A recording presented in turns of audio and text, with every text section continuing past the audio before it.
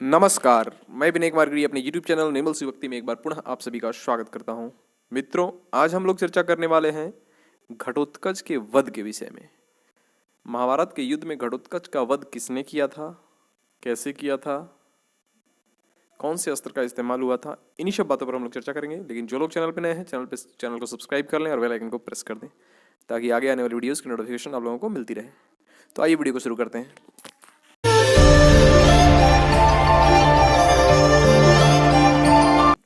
महाभारत के युद्ध में कौरवों के पक्ष से युद्ध लड़ने वाले महारथी कर्ण एक ऐसे शक्तिशाली योद्धा थे जो अकेले उस युद्ध को कौरवों के पक्ष में ले जा सकते थे।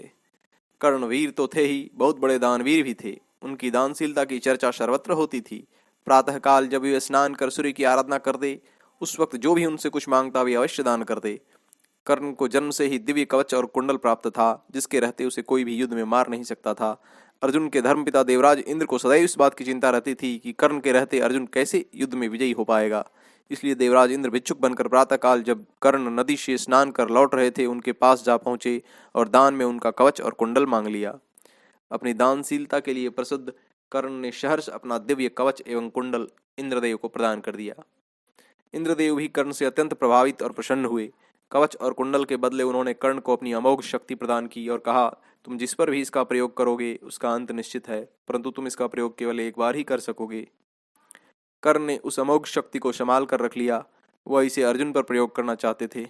श्री कृष्ण को इस अमोघ शक्ति से अर्जुन को बचाना था, इसलिए वह अर्जुन का सारथी बनकर हमेशा इस प्रयास में रहते थे कि अर्जुन का सामना कर्ण से न हो।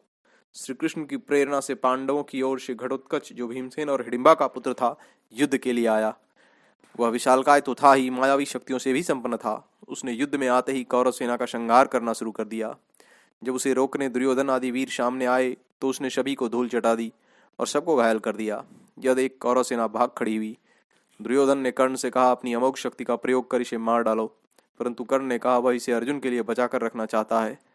लेकिन दुर्योधन ने कहा, मित्र, यदि तुम इसका अंत नहीं करोगे तो संभवतः यह इस युद्ध का आज ही अंत कर देगा। कोई अन्य विकल्प न देख कर्ण ने उस अमोघ शक्ति को न चाहते हुए भी घटोत्कच पर छोड़ दिया। उस शक्ति के चोट से घटोत्कच जब गिरने लगा तो उसने अपने शरीर को कौरव सेना के ऊपर गिराया, जिससे हजारों सैनिक दबकर मर गए। इस तरह उस भीम पुत्र घटोत्कच का दुखद अंत हुआ। ओम।